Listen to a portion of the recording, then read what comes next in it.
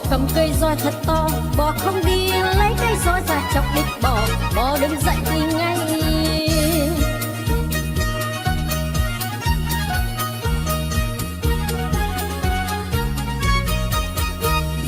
Đi chân bò cầm cây roi thật to, bò không đi lấy cây roi ra chọc đít bò, bò đứng dậy đi ngay.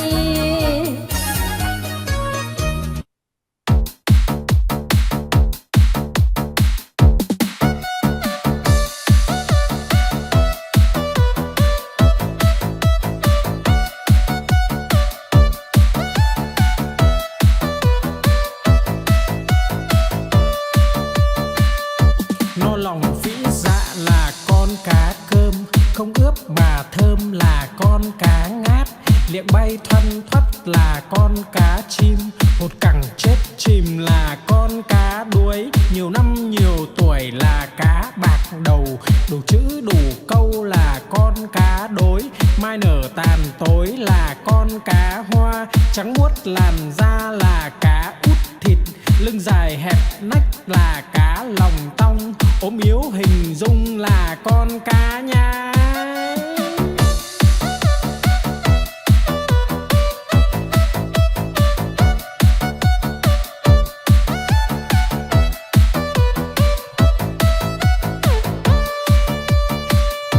No lòng vĩ dạ là con cá cơm, không ướp mà thơm là con cá ngát, liệng bay thoăn thoắt là con cá chim, một cẳng chết chìm là con cá đuối, nhiều năm nhiều tuổi là cá bạc đầu, đủ chữ đủ câu là con cá đối, mai nở tàn tối là con cá hoa, trắng muốt làn da là cá út thịt, lưng dài hẹp nách là cá lòng tong, ốm yếu hình dung là con cá nhái.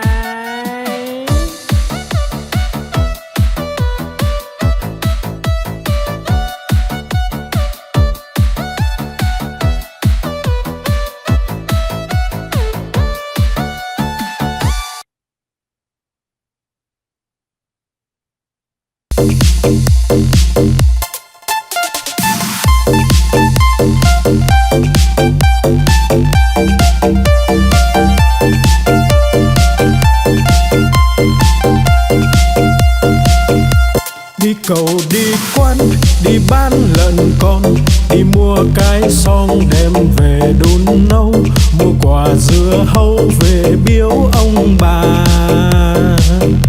mua một đàn gà về cho ăn thóc, mua lược chải tóc, mua cặp gội đầu, đi mau về mau kẻo trời sắp tối.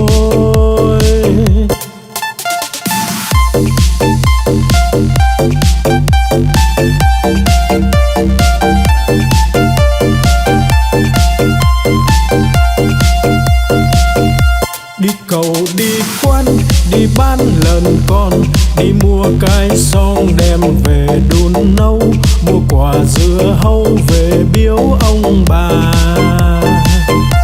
mua một đàn gà về cho ăn thóc, mua lược chải tóc, mua cặp gội đầu, đi mau về mau kẻo trời sắp tối.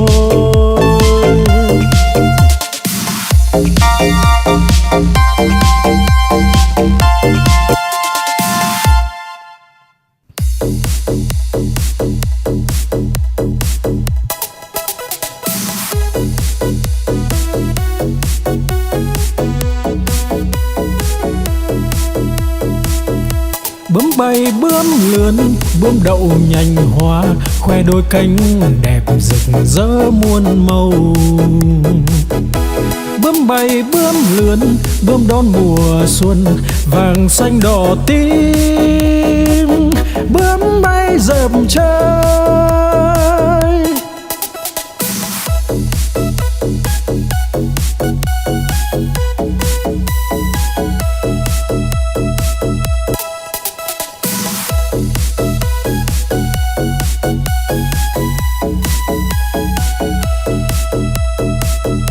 Bướm bay bướm lượn, bướm đậu nhành hoa, khoe đôi cánh đẹp rực rỡ muôn màu. Bướm bay bướm lượn, bướm đón mùa xuân, vàng xanh đỏ tím, bướm bay dợp trời.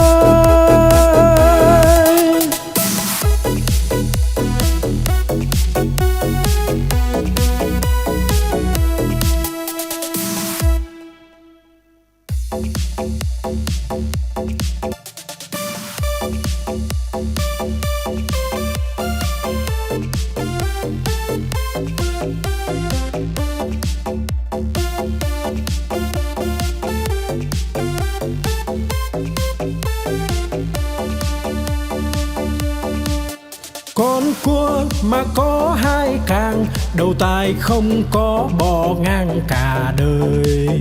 Con cá mà có cái đuôi, hai vây ve vầy nó bơi rất tài. Con rùa mà có cái mai, cái cổ thụt ngắn thụt dài vào da. Con voi mà có hai ngà, cái vòi nó cuốn đồ nhà đồ cây. Con chim mà có cánh bay, bay cùng Nam Bắc Đông Tây tỏ tường.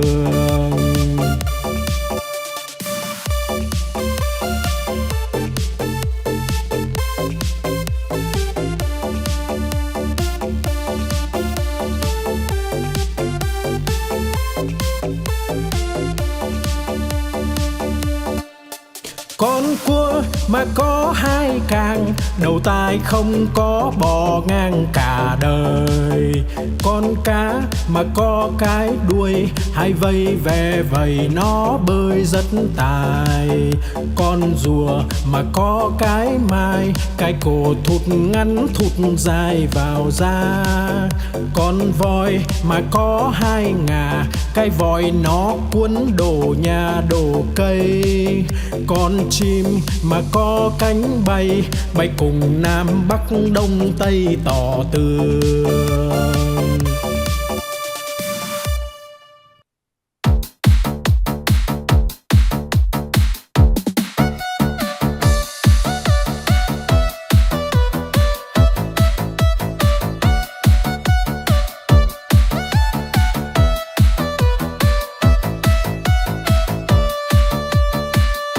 No lòng phĩ dạ là con cá cơm, không ướp mà thơm là con cá ngát. Liệng bay thoăn thoắt là con cá chim, hột cẳng chết chìm là con cá đuối. Nhiều năm nhiều tuổi là cá bạc đầu, đủ chữ đủ câu là con cá đối.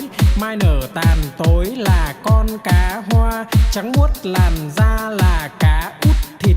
Lưng dài hẹp nách là cá lòng tong, ốm yếu hình dung là con cá nhái.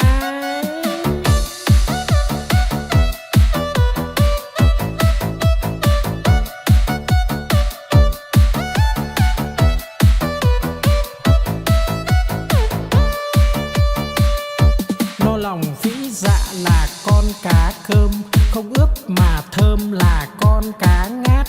Liệng bay thoăn thoắt là con cá chim, hột cẳng chết chìm là con cá đuối. Nhiều năm nhiều tuổi là cá bạc đầu, đủ chữ đủ câu là con cá đối.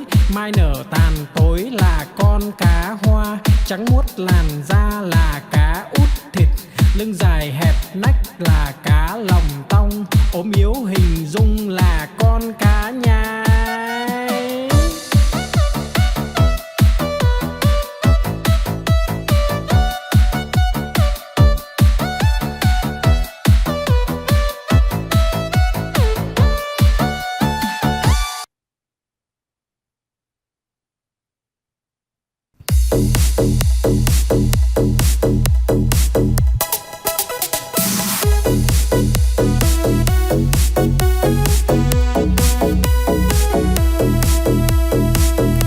Bướm bay bướm lượn, bướm đậu nhành hoa, khoe đôi cánh đẹp rực rỡ muôn màu.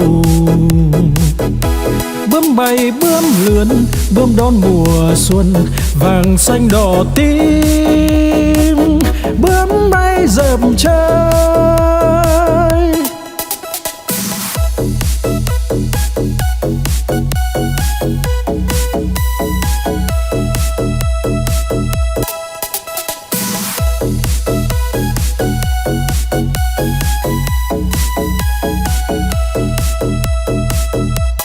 bay bướm lướn, bướm đậu nhành hoa, khoe đôi cánh đẹp rực rỡ muôn màu.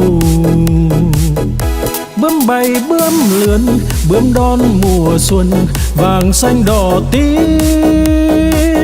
Bướm bay dợp trời